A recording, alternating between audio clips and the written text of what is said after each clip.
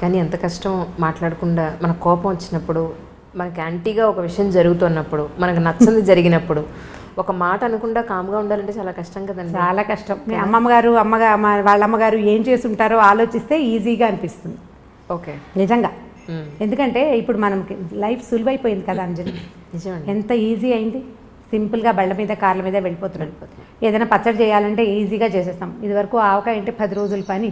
ఇప్పుడు ఏం లేదు, రైతు బజార్ వెళ్తాం, 3-4 గంటల్లో ఆవకాయ ఫినిష్ చేసి డబ్బాకెత్తి పక్కన పడేస్తాం. చాలా తొందరగా అయిపోతుంది. అన్ని పనులు ఈజీగా అవుతున్నాయి. మన అమ్మమ్మల జీవితాలు ఇలా సులువుగా నడవలేదు. చాలా స్ట్రగుల్ అయ్యేవారు, చాలా శ్రమ పడేవాళ్ళు, బోల్డ్ అంతా పని చేసేవాళ్ళు, అలుపు సులుపు లేకుండా ఉండేవాళ్ళు. నిజం. అలుపు లేకుండా ఉండి తర్వాత మరి నెక్స్ట్ డే నడవాలి కదా. ఈ ఒక రోజుతోటి అయిపోలేదు కదా. ఇవాళ బాగా అలసిపోయామంటే మనమైతే 2 గంటలు ఎక్స్ట్రా పడుకుంటున్నాం. పాత రోజుల్లో పడుకుందుకు అవకాశాలు కూడా ఉండేవి కాదు. మంచం ఎత్తేయాలి తెల్లారకుండానే. ఇప్పటి పరిస్థితులు కావు కదా. వాళ్ళని ఒకసారి తలుచుకుంటూ ఉంటే మన ముందు తరం వాళ్ళు ఎంత స్ట్రగుల్ అయ్యారో ఆలోచిస్తే ఇది ఈజీగా అనిపిస్తుందని నేను అనుకుంటాను. నేను మా మదర్ని బాగా తలుచుకుంటా ఆ విషయంలో, మా నాయనమ్మని కూడా. ఎలా వీళ్ళు సర్దుకున్నారు, ఎట్లా వీళ్ళు చేయగలిగారు. మా పెద్దక్కయ్యలు ముగ్గురు కూడా ఎప్పుడూ నాకు ఫ్యాసినేషన్ వాళ్ళ మీదే ఉంటుంది. వీళ్ళు ఎలా చేశారు అని. పొయ్యి మీద వంట చేసుకోవటం, 20 మంది 15 మంది పిల్లలు, ఇంటి నిండా పిల్లలు, ఓ పిల్లకి జ్వరం, ఓ పిల్లకి తలనొప్పి, ఇంకో దానికి ఇంకోటి ఏమిటో, ఒకటి పడి కాలికి దెబ్బలు కొట్టుకుంటారు. ఇంతమందిని హ్యాండిల్ చేస్తూ నిజము హ్యాండిల్ చేస్తూ అసలు ఇల్లు పెద్ద పెద్ద ఇల్లు, బాత్రూములు ఎక్కడో బాత్రూములు. అవును, ఇప్పుడు బెడ్రూమ్లో ఉండేవి కాదు కదా. బెడ్రూమ్ ఏంటి అసలు ఇంటికి దగ్గర కాదు. ఇల్లు ఎక్కడో, బాత్రూమ్ ఎక్కడో బాత్రూమ్. ఎంత అవస్థగా ఉండేదో, ఎంత కష్టపడేవాళ్ళు. వాళ్ళు ఎలా చేయగలిగారు. ఎప్పుడు చూసినా నవనవలాడుతూ పక్కపక్కలాడుతూ బాగానే ఉండేవాళ్ళు, రకరకాల పనులు చేసుకుంటూ. నేను వాళ్ళని ఎప్పుడూ తలుచుకుంటాను. నేను వాళ్ళతో పోలిస్తే 100 పని చేయట్లేదు అనిపిస్తుంది ఇప్పుడు. కరెక్ట్. వాళ్ళు అలా పోల్చుకుంటే కనుక మీకు సహనం ఆటోమేటిక్గా వస్తుంది. First of all self pity పోగొట్టుకోవాలి. ఇప్పుడు ఆడపిల్లలకి పెద్ద జబ్బు అదే. అవునండి, చాలా పెద్ద జబ్బు. నేను ఎంత కష్టపడుతున్నానో అన్న వాక్యం మర్చిపోతే ఏముండదు, ఈజీగా ఉంటుంది. మీరు ఆలోచించి చూడండి ఒకసారి. మీరు చెప్తుంటే నేను ఊహిస్తున్నాను. యాక్చువల్లీ మీరు చెప్పిన దాంట్లో నేను కూడా ఉన్నాను. ఇంత చేస్తాను, వీళ్ళెవరికి బుద్ధి జ్ఞానం లేదు, ఒకళ్ళు చేసి చావట్లేదనే ఒక ఫీలింగ్లోనే మొదట్లో ఉద్యోగాలు తీసుకునే కొత్తలో జాబ్ సరదాగా మొదలు పెడతారు. చదువుకున్నాం, ట్రై చేసాం, జాబ్ వచ్చింది. తర్వాత దాని మించి మనం బోలంత రెవెన్యూ సాధిస్తాం, అందరికీ ఉపయోగపడుతూ ఉంటుంది. ఇప్పుడు మనకి పని బాగా చేసేస్తాం, ఖాళీగా ఉండేసరికి అందులో కొంచెం ముందుకెళ్తాం, ఉద్యోగంలో ముందుకెళ్తాం. మనకు ఒక చిన్న సాటిస్ఫాక్షన్, లోపల ఒక ఈగో సాటిస్ఫై అవుతూ ఉంటుంది. కొన్నాళ్ళు పోయాక ఈ పని చేయలేను, నా వల్ల కాదు అని ఆఫీస్లో చెప్పడానికి కూడా మనకు ప్రాణం ఒప్పదు. ఎందుకంటే లోపల ఒక ఈగోని, ఆత్మారాముడిని సంతృప్తిపరచాలి కదా.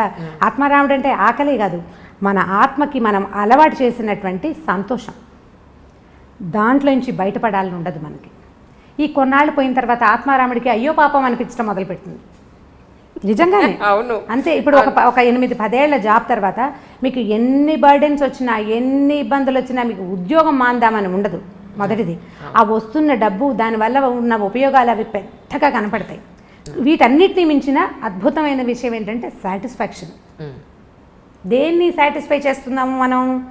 ఈగోని, ఆత్మ తృప్తి, దాన్ని పోగొట్టుకుందామని ఉండదు. అందుకని చేయలేకపోతాము. అప్పుడు మన మీద మనం ఆత్మారాముడికి జాలేస్తుంది అనమాట మన మీద. ఈ జాలేసేసరికి ఏమవుతుంది, మనం సెల్ఫ్ పిటీకి లోనయ్యి అవతల వాళ్ళని ఇబ్బంది పెడుతూ ఉంటాం. మీరు ప్రతి వాళ్ళు, ఇది వింటున్న ప్రతి వాళ్ళు, నా సెల్ఫ్ పిటీ తోటి నేను ఎవరెవరిని ఇబ్బంది పెడుతున్నాను అని కనుక ఆలోచించి లిస్ట్ రాస్తే మీరు ఊహించలేనంత పెద్ద లిస్ట్ వస్తుంది. చాలా పెద్దది ఆ లిస్ట్. నేను కష్టపడుతున్నాను అని మొదట మన అమ్మల నాన్నల దగ్గర నుంచి అందరినీ ఇబ్బంది పెడతాం. మనకు తెలియకుండానే హర్ట్ చేస్తాం. దానికి లోన్ అవుతున్నది మనము, సెల్ఫ్ పిటీకి లోన్ అయ్యేది మనమైతే దానివల్ల సఫర్ అయ్యేది మిగిలిన వాళ్ళు అవుతారు. మొట్టమొదట తీసేయాలి. ప్రతి ఉద్యోగస్తులైన వాళ్ళు, ప్రతి ఆడవాళ్ళు, నేను ఇంట్లో ఎంతో కష్టపడుతున్నాను అనే డైలాగ్ని మర్చిపోవాలి. ఎవడి వంతు పని వాడు చేసుకుంటూ జీవితాన్ని ముందుకు తీసుకెళ్ళాలి. మీరు ఎట్లా అనుకుంటే చెట్లు చేమలు కూడా సెల్ఫ్ పిటీతోటి బాధపడాలి. వాటికి మనకి పెద్ద తేడా ఏం లేదు. వాటి పని అవి చేస్తున్నాయి, మన పని మనం చేస్తున్నాం. ఇలా కనుక అనుకుంటే మీకు సెల్ఫ్ పిటీ రాదు, మీరు ఇంకా ముందుకెళ్ళగలుగుతారు. మీ ఉద్యోగ జీవితంలోనూ మామూలు దైనందిన జీవితంలో కూడా మీరు చాలా సాధించగలుగుతారు.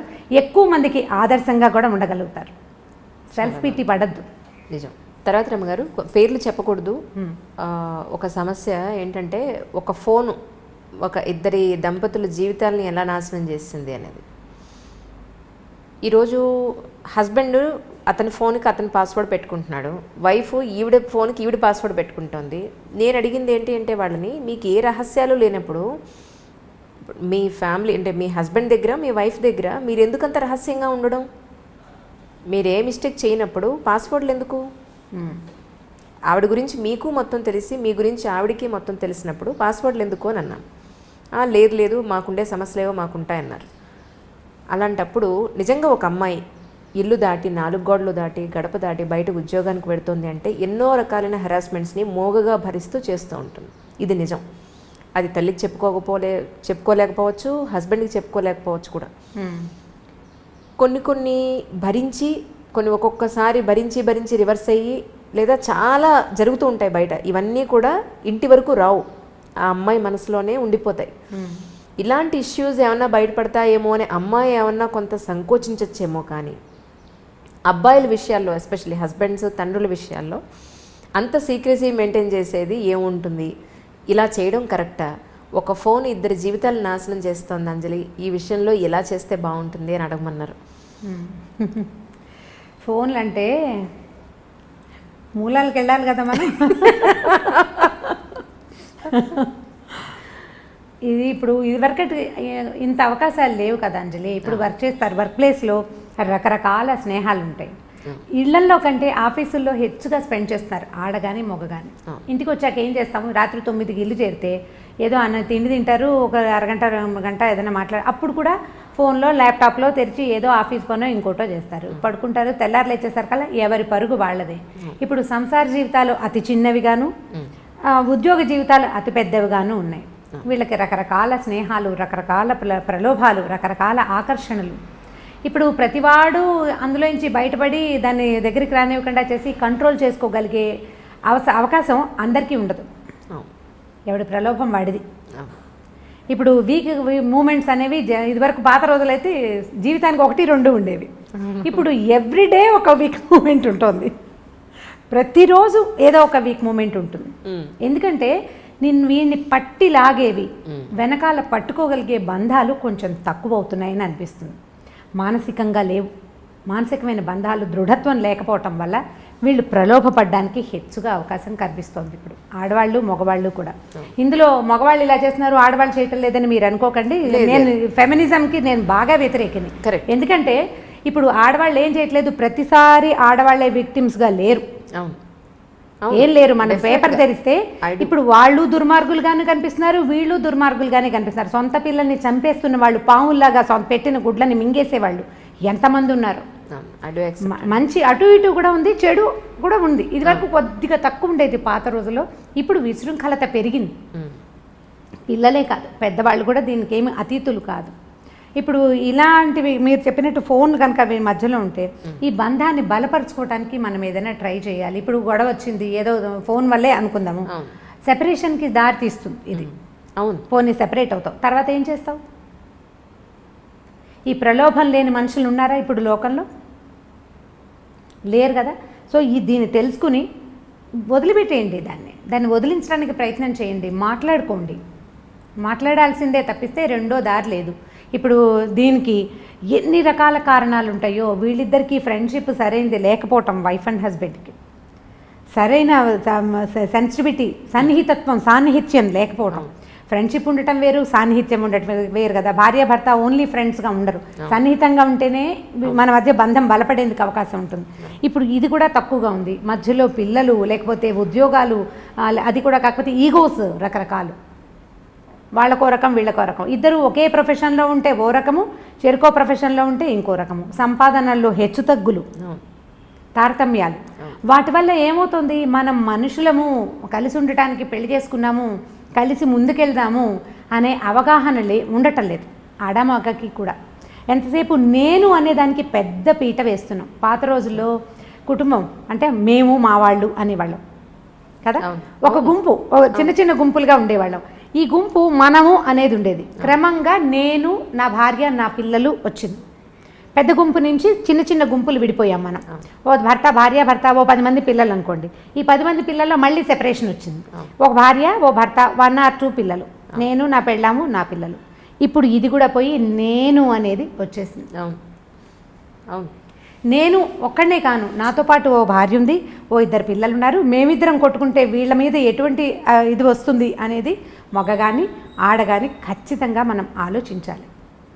పోనీ నువ్వు ఏదో ప్రలోభపడ్డావు, నీకేదో స్నేహాలు ఉన్నాయి, ఏవో ఆకర్షణలు ఉన్నాయి, వీటి వల్ల సంసార జీవితం ఇబ్బందుల్లో పడితే పిల్లలతో పాటు మన పేరెంట్స్, ఆ అమ్మాయి పేరెంట్స్ వీళ్ళు కూడా ఇబ్బంది పడతారు అనే ఆలోచనలు కొంచెం తక్కువగా ఉంటున్నాయి. ప్రధానమైనది ఏంటంటే నేను అనే దానికి పెద్దపీట వేయటం మనం మానేయాలి.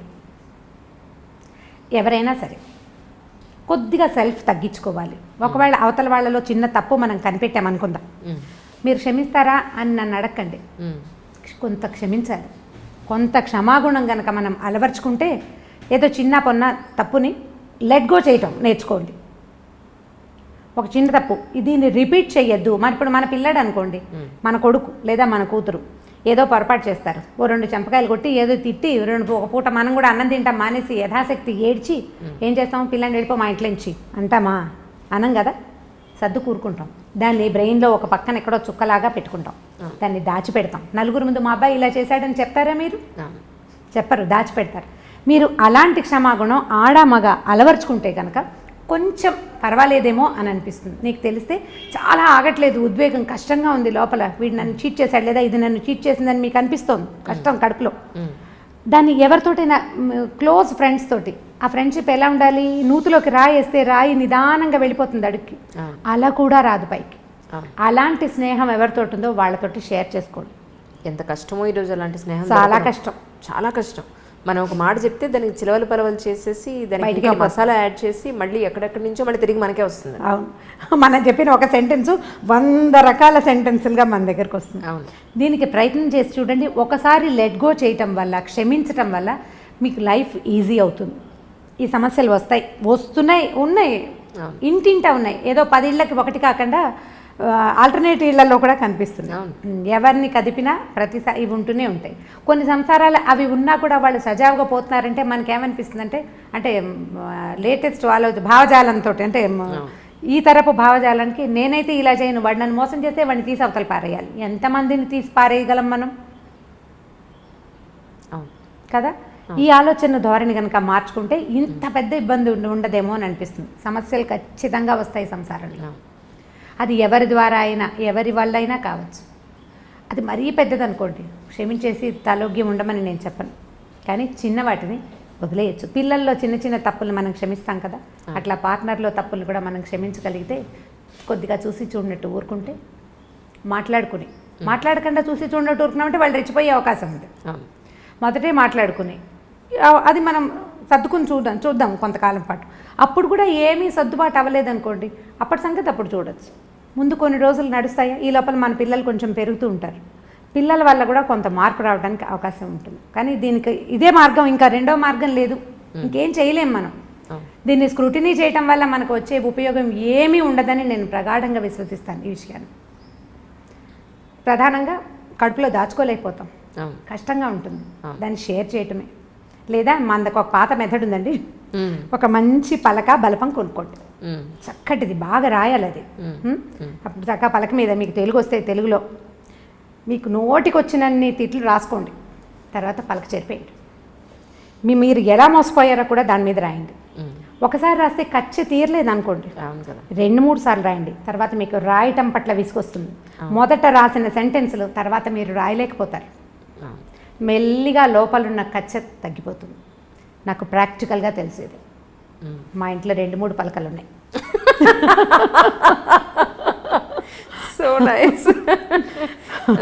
పేపర్ మీద రాస్తే ఉండిపోతుంది, పలకైతే చెరిపేయచ్చు. పలకలకి ఇప్పుడు బాగా డిమాండ్ రావాలి.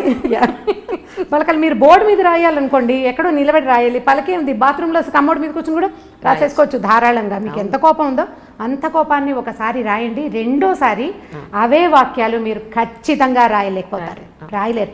నోటితో చెప్పామనుకోండి మాటలు పెరిగిపోతాయి అంజలి, మాటలు పెరిగిపోతాయి. ఎందుకంటే నాలుకకి ఎంత పదునుంటుందంటే ప్రతి వాడిన కొందికి పదును పెరుగుతుంది, వాడిన కొందికి తిట్లు వస్తాయి. మనం చూడండి అబ్యూజివ్ లాంగ్వేజ్ వచ్చేస్తుంది, మంచి భాష రాదు. క్రమంగా మనం ఒకళ్ళ గురించి చెడ్డగా చెప్పామనుకోండి, 10 సెంటెన్సులు మొదటి చెవికి చేరితే రెండో చెవికి చేరేటప్పుడు 12 అవుతాయి. 10 చెవులు మారేసరికి 100, 150 అవుతాయి. చివరికి అందులో నానా గోత్రాలు అన్ని తప్పులు కూడా ఉండొచ్చు, ఒక్క నిజం ఉండదు. అదే మనం రాసామనుకోండి, మనకి ప్రధానమైంది చేతికి బ్రెయిన్కి అంత సింక్రనైజేషన్ ఉండదు ఎవరికైనాను. కొన్నిసార్లే రాస్తాం, అన్నిసార్లు రాయలేకపోతాం. వాళ్ళకి కొనుక్కోండి, మీరు ఎవరినైనా క్షమించగలరు, నాది హామీ. అంతే.